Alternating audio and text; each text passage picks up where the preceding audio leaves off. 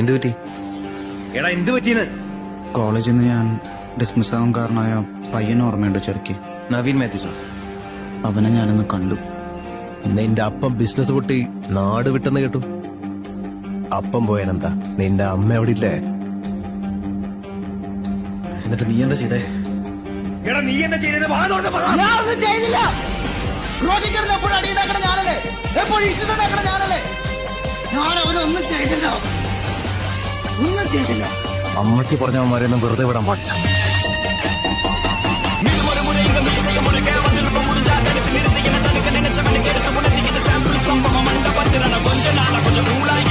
അമ്മയ്ക്ക് പറയാ